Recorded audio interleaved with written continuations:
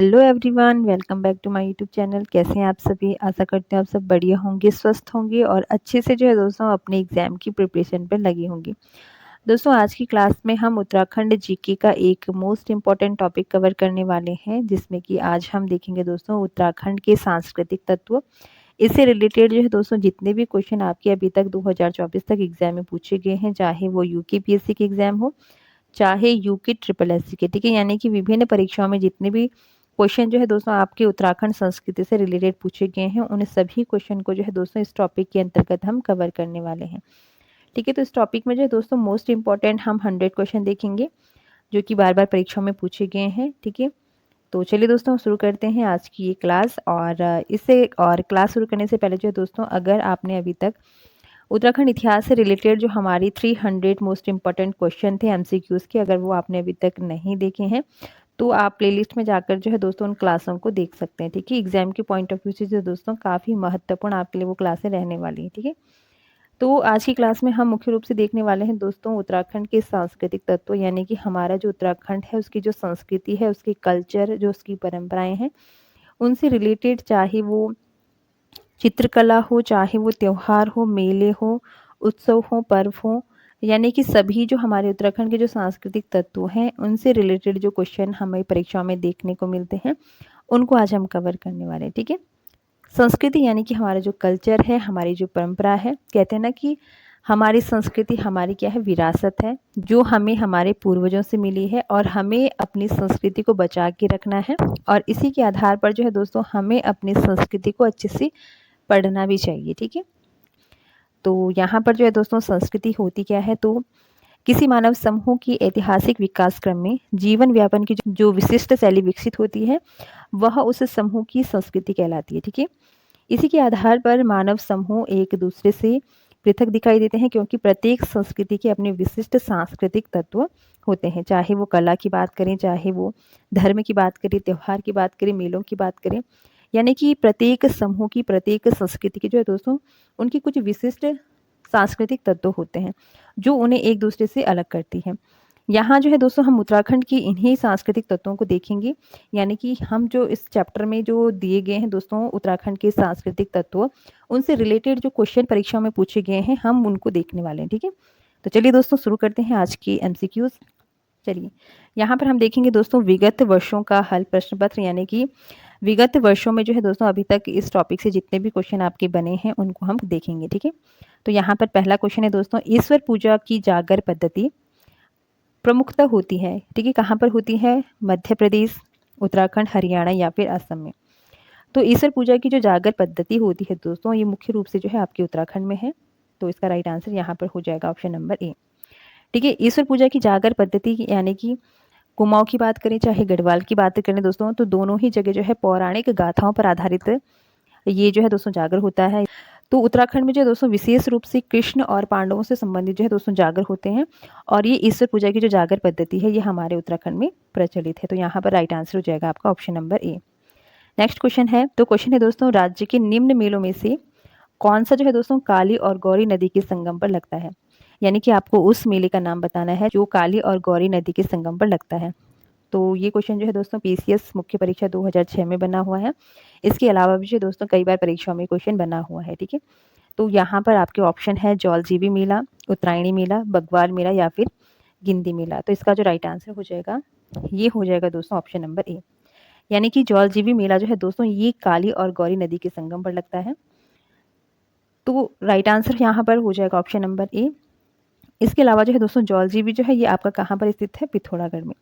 कहने का मतलब है कि जौलजीबी मेला जो लगता है ये मुख्य रूप से कहाँ पर लगता है? पिथौरागढ़ में लगता है, और ये जो है दोस्तों काली और गौरी नदी के संगम पर लगने वाला मेला है। ठीक है, इसके अलावा अगर एक्स्ट्रा फैक्ट हम देखें तो जौलजीबी मेले की जो शुरुआत है कि 1914 ईस्वी में जो है दोस्तों अस्कोट के एक पाल शासक थे जिनका नाम आपको ध्यान में रखना है गजेंद्र बहादुर पाल। ठीक है, गजेंद्र बहादुर पाल ने जो है दोस्तों इस मेले की शुरुआत की थी 1914 में। ठीक है, तो यहाँ पर हमारा राइट आंसर हो जाएगा ऑप्शन नंबर ए। इसके अलावा अगर बात करें दोस्तों उत्तरायणी मेले की, तो इससे पहली वाली जब हम उत्तराखंड इतिहास अपना कवर कर रहे थे तो वहाँ पर हमने देखा था कि 1921 में जो है दोस्तों तो कुली बेगार प्रथा को बद्रीदत्त पांडे के नेतृत्व में जो है दोस्तों समाप्त करने का एक संकल्प लिया गया था। और ये संकल्प जो है दोस्तों आपका बागेश्वर की सरयू नदी के तट पर जो है दोस्तों उत्तरायणी मेले के अवसर पर लिया गया था। यहाँ पर जो है दोस्तों 40,000 आंदोलनकारियों ने कुली बेगार ने देने की जो है दोस्तों शपथ ली थी और जो कुली बेगार से संबंधित रजिस्टर थे उन्हें जो है दोस्तों सरयू नदी में बहाया था। ठीक है, तो ये कब हुआ था? उत्तरायणी मेले में हुआ था। अब यहाँ पर जो है दोस्तों आपको ये थोड़ा ध्यान में रखना है कि उत्तरायणी जो मेला है ये कुमाऊं और गढ़वाल, ठीक है, दोनों क्षेत्रों में लगता है। और ये मेला जो है दोस्तों कई नदी घाटों और मंदिरों पर लगने वाला मेला है। ठीक है, यानी कि आपका जो उत्तरायणी मेला है ये मुख्य रूप से नदी घाटों और वहाँ के जो मंदिर है वहाँ पर लगने वाला मेला होता है। तो यहाँ पर उत्तरायणी मेला जो है दोस्तों ये आपके लिए इंपॉर्टेंट है एग्जाम के पॉइंट ऑफ व्यू से। इसके अलावा बग्वाल मेला भी इंपॉर्टेंट है दोस्तों। यहाँ पर बग्वाल मेले से रिलेटेड आपको क्या ध्यान में रखना है? तो जो बग्वाल मेला है दोस्तों ये मुख्य रूप से चंपावत डिस्ट्रिक्ट में मनाया जाता है। इसे आषाढ़ी कौथिग मेला भी कहा जाता है। इसके अलावा आपको ध्यान में रखना है दोस्तों राज्य सरकार ने 11 जुलाई, ये डेट आपको ध्यान में रखनी है, 11 जुलाई 2022 को जो है दोस्तों बग्वाल मेले को जो है राजकीय मेले के रूप में मान्यता दी है। ठीक है, चलिए तो यहाँ पर इस क्वेश्चन का जो हमारा राइट आंसर है ये हो जाएगा ऑप्शन नंबर ए, यानी कि जौलजीबी मेला जो है ये काली और गौरी नदी के संगम पर लगता है। अगला क्वेश्चन है, ये भी इंपॉर्टेंट है दोस्तों। ठीक है, कई बार परीक्षा में बना हुआ प्रश्न है। तो क्वेश्चन है दोस्तों गढ़वाल पेंटिंग्स जो है पुस्तक के लेखक कौन है, ये आपको बताना है। प्रवक्ता 2009 और पीसीएस मुख्य परीक्षा 2006 में क्वेश्चन बना है। ऑप्शन है दोस्तों मुकुंदीलाल, एच.जी. वाल्टन, मौलाराम या फिर पीताराम। तो इसका राइट आंसर हो जाएगा ऑप्शन नंबर ए, मुकुंदीलाल। ठीक है, ये क्वेश्चन कई बार परीक्षा में बना हुआ है तो इसे आप अच्छे से थोड़ा देख लीजिएगा। इसी के साथ ही साथ जो है दोस्तों मौलाराम की अन्य जो पुस्तकें हैं ये भी कई बार परीक्षा में पूछी जाती हैं, तो इनको भी हम कवर कर लेते हैं। ठीक है, तो यहाँ पर अगला जो क्वेश्चन है दोस्तों ये इसी से रिलेटेड है। तो क्वेश्चन है दोस्तों निम्न में से किस पुस्तक को जो है दोस्तों मुकुंदीलाल ने लिखा है? तो मुकुंदीलाल की जो पुस्तक है वो आपको बतानी है। पीसीएस प्री 2003 में क्वेश्चन बना है। इसके साथ ही साथ जो है दोस्तों कई परीक्षाओं में क्वेश्चन आपके पास आया हुआ है। ठीक है, तो यहाँ पर कुछ पुस्तकें दी गई है और आपको बताना है कि मुकुंदीलाल की लिखी हुई पुस्तक कौन सी है। ठीक है, तो यहाँ पर ऑप्शन ए है दोस्तों some notes on Maularam, Garhwal paintings या फिर गढ़वाल स्कूल ऑफ पेंटिंग्स या फिर ऑप्शन नंबर डी सभी।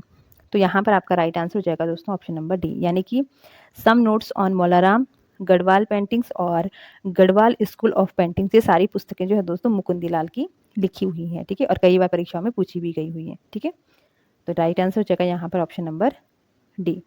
अगला क्वेश्चन है दोस्तों निम्न में से कौन चित्रकार गढ़वाल शैली से संबंधित नहीं है? ये भी इंपॉर्टेंट क्वेश्चन है और ये क्वेश्चन जो है दोस्तों उत्तराखंड संस्कृति से आपके पास बन सकता है।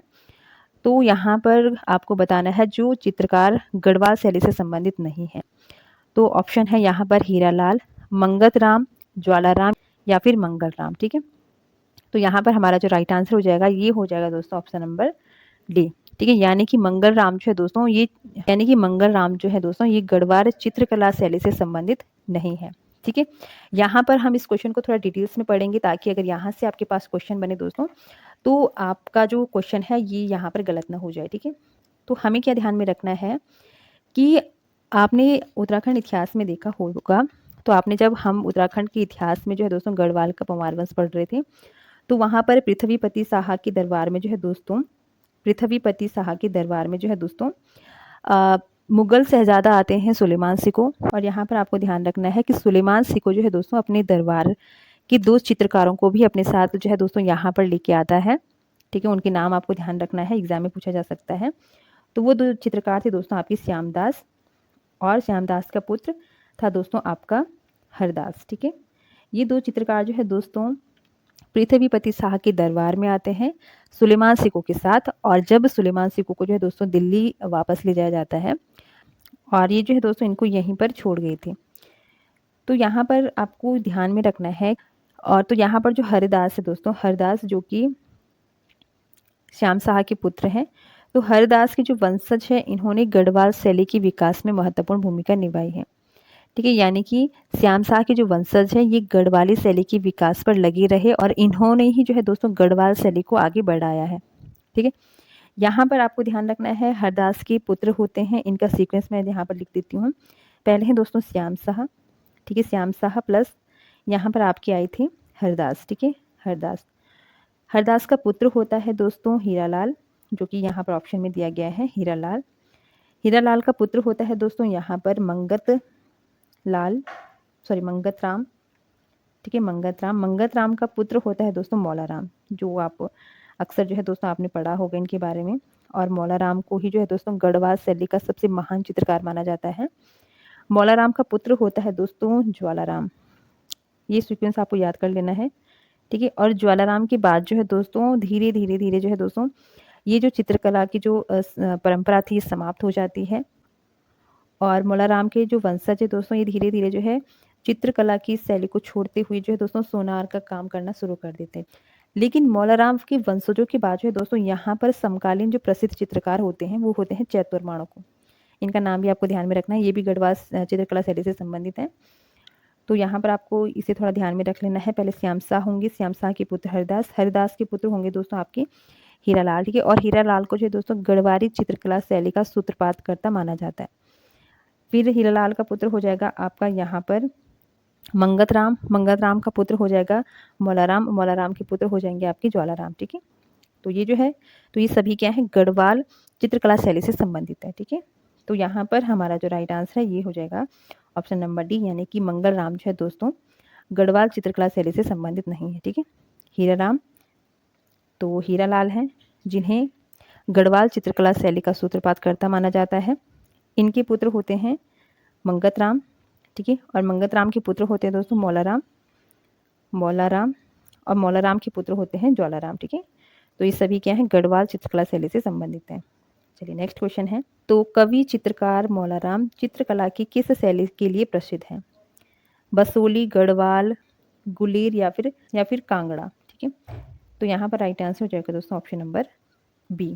ठीक है, यानी कि मौला राम जो है दोस्तों ये गढ़वाल चित्रकला शैली के लिए प्रसिद्ध है। ठीक है, तो यहाँ पर आपको क्या ध्यान में रखना है कि मौला राम जो है दोस्तों ये चित्रकार के साथ साथ जो है दोस्तों एक लेखक भी रहे हैं, एक प्रसिद्ध कवि भी रहे हैं। इनकी काफ़ी रचनाएं हैं जो कई गढ़ राजवंश काव्य हो गया, गढ़ गीता संग्राम हो गया, मंथन सागर जो है दोस्तों इनके द्वारा लिखी गई रचनाएं हैं। तो इनकी रचनाओं से रिलेटेड भी कई बार परीक्षाओं में प्रश्न बन जाते हैं। ठीक है, चलिए यहाँ पर ठीक है, और मौला राम जो है दोस्तों ये गढ़वाल शासक प्रदीप साहा, ललित साहा, जयकीर्ति शाह, प्रद्युमन शाह के जो है दोस्तों संरक्षण कवि रहे हैं। ठीक है, चलिए आगे देखेंगे। तो क्वेश्चन है दोस्तों, निम्नलिखित 4 पर्वों में से किसी उत्तरांचल में संतान के कल्याण के लिए मनाया जाता है? ठीक है, तो यहाँ पर राइट आंसर हो जाएगा दोस्तों आपका ऑप्शन नंबर बी भिरोली। ठीक है, तो भिरोली जो पर्व है दोस्तों ये संतान के कल्याण के लिए मनाया जाता है। ठीक है, हरेला आप सभी को पता है दोस्तों राज्य का एक लोक पर्व है। और खतुरवा जो पर्व है दोस्तों इसी पशुओं का त्यौहार भी कहा जाता है। कई क्षेत्रों में जो है दोस्तों इसे ग्योत्यार भी कहा जाता है, यानी कि गायों का त्यौहार भी कहा जाता है। ठीक है, तो इसके पीछे भी कई मान्यताएं हैं। ठीक है, तो आगे जब खतुरिया पर्व से रिलेटेड क्वेश्चन हमारे पास आएगा तो वहाँ पर जो है दोस्तों अच्छे से हम इसको डिस्कस करेंगे। ठीक है, तो यहाँ पर हमारा राइट आंसर हो जाएगा ऑप्शन नंबर बी भिरोली। ठीक है, तो भिरोली जो पर्व है ये संतान के कल्याण के लिए मनाया जाता है। ठीक है, अगला है दोस्तों गढ़वाल क्षेत्र के लोक नृत्यों में कौन सा उस समय किया जाता है जब हाल ही में जो है दोस्तों विवाहित लड़की प्रथम बार मायके आती है? इंपॉर्टेंट क्वेश्चन है।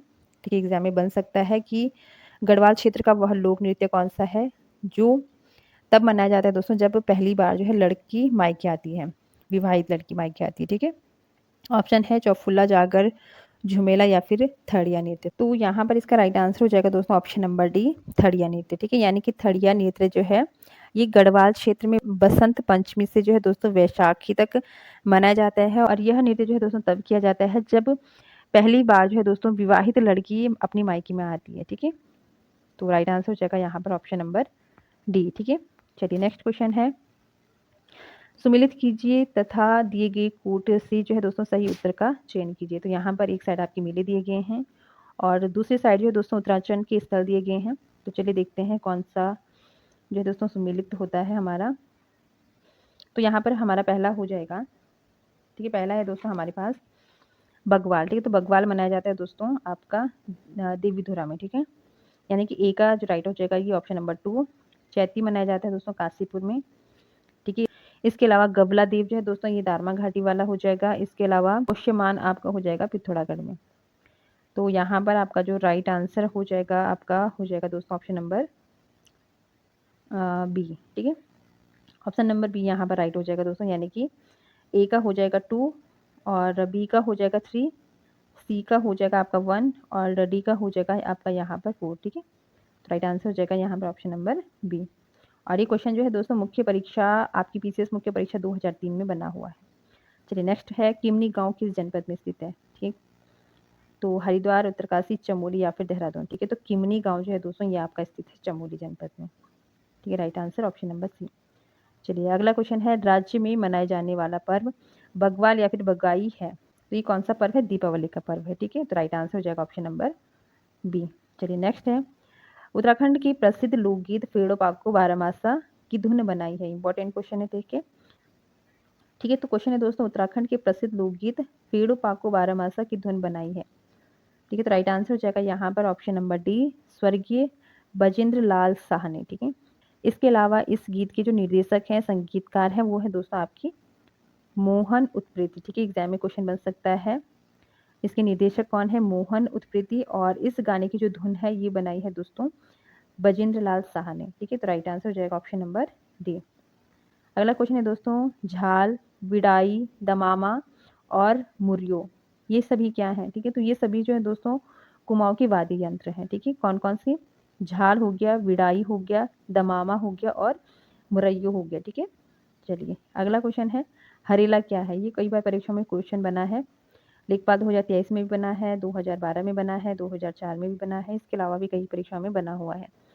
तो हरेला है दोस्तों आपका एक त्योहार, तो राइट आंसर हो जाएगा ऑप्शन नंबर ए, ठीक है। अगला क्वेश्चन है हमारे पास, ठीक है। अगला क्वेश्चन है दोस्तों, तो नंदा राजा तीर्थ यात्रा में कस्बा से होमकुंड की दूरी तय की जाती है और यह दूरी कितनी है आपको बतानी है, ठीक है। ऑप्शन है 180 किलोमीटर, 220 किलोमीटर, 280 किलोमीटर या फिर 250 किलोमीटर। तो इसका राइट आंसर है ऑप्शन नंबर सी, 280 किलोमीटर, ठीक है। और ये क्वेश्चन भी कई बार परीक्षा में बना हुआ है। तो आप सभी को मालूम होगा दोस्तों कि नंदा देवी राजात यात्रा जो है ये कस्बा गांव से होमकुंड तक एक पैदल यात्रा होती है, और ये जो यात्रा है दोस्तों ये प्रत्येक 12 साल में आयोजित की जाती है, ठीक है। तो इसके अलावा इस यात्रा से रिलेटेड आपको क्या ध्यान में रखना है कि यह जो यात्रा है ये गढ़वाल और कुमाऊं की सांस्कृतिक एकता का प्रतीक है। इसी के साथ जो है दोस्तों कस्बा यानी कि चमोली में जो है दोस्तों चमोली के कस्बा गांव के पास जो है दोस्तों नौटी के नंदा देवी मंदिर से जो है दोस्तों होमकुंड तक 280 किलोमीटर की ये पैदल यात्रा जो है दोस्तों 19 से 20 दिन में पूरी की जाती है।